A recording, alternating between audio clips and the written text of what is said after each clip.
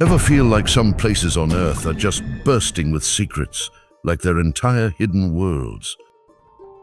Today, we're peeling back more layers of Vatican City, venturing deeper into its shadows to uncover astonishing truths that will make you rethink what you thought you knew.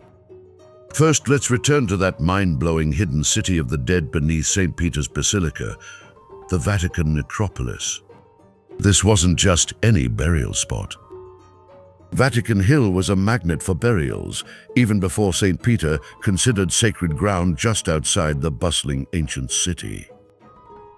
Imagine archaeologists slowly uncovering layers of history since the 1940s, finding everything from humble graves to incredibly ornate family mausoleums adorned with vibrant ancient mosaics. And remember, the grand altar of St. Peter's stands directly above what many firmly believe is the Apostles' original, humble tomb, the very epicenter of 2 millennia of burials. Now, let's deepen the mystery of Pope John Paul I, who died so suddenly in 1978. The questions piled up, conflicting reports on who found him and when, whispers of a planned autopsy that never happened. He was known to be considering radical reforms, perhaps tackling alleged Masonic influences, or demanding total transparency in the Vatican Bank, an institution already shadowed by figures like Roberto Calvi, God's banker, whose own life ended in a deeply suspicious suicide just before he could reveal more about massive financial scandals.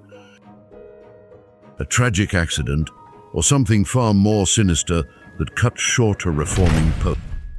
The Vatican has always maintained was natural causes. That colossal Egyptian obelisk dominating St. Peter's Square. It's not just ancient, it's a trophy of conquest, ripped from Heliopolis, a major center of the Egyptian sun cult by Emperor Caligula. He had a specially designed, monstrous ship built just to drag this single, massive stone across the Mediterranean. Later, in Nero's circus, it wasn't just a spectator to Christian executions. When it was finally, painstakingly moved in 1586 by the genius architect Domenico Fontana, a feat involving 900 men and 75 horses, it was like transplanting a piece of ancient, blood-soaked history into the very heart of Christendom. And what of St. Peter's actual bones? Those 8 fragments displayed in 2013 were found near a 1st century wall in the Confessio, a sacred spot directly beneath the main altar, venerated for centuries as Peter's resting place. Archaeologist Margherita Garducci presented a key piece of evidence. Ancient graffiti scrawled nearby, which she translated as "Peter is within." But even with such passionate arguments, definitive scientific proof, the mystery and the whispered legend of a curse on anyone who disturbs Peter's eternal rest endure. Remember the prisoner popes. This extraordinary 60-year chapter began with the defiant Pope Pius IX in 1871. When the newly unified Kingdom of Italy sought to strip him of temporal power, he declared himself a prisoner in the Vatican. Imagine the spiritual leader of millions, essentially under house arrest within his own tiny domain, a stance his next 4 successors maintained. This self-imposed confinement only ended in 1929 with the Lateran Treaty, a landmark agreement with Italy's then leader, Benito Mussolini, which birthed the independent Vatican City state we know today. The persistent whispers of a grand grimoire, an infamous, incredibly powerful book of black magic hidden deep within the Vatican archives, are truly captivating. Also known as the Red Dragon, it supposedly contains rituals not just for summoning entities like Lucifer, but for forging pacts, commanding spirits, and uncovering lost treasures, its knowledge allegedly drawn from King Solomon himself. If such a uniquely potent and dangerous text does reside there, it's guarded so fiercely that its very existence remains a tantalizing, unprovable legend. The Shroud of Turin continues to baffle and inspire. That ghostly face on the ancient linen, believed by millions to be Jesus. Science in 1988 pointed to a medieval origin via radiocarbon dating. But then the narrative twisted again.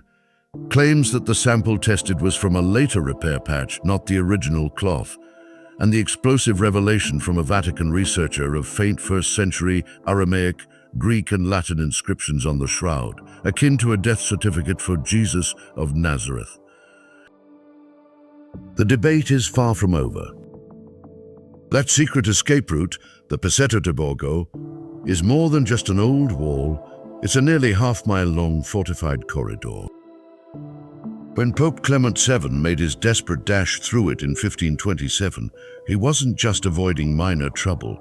He was fleeing the horrific sack of Rome, a brutal rampage by mutinous imperial troops that saw thousands.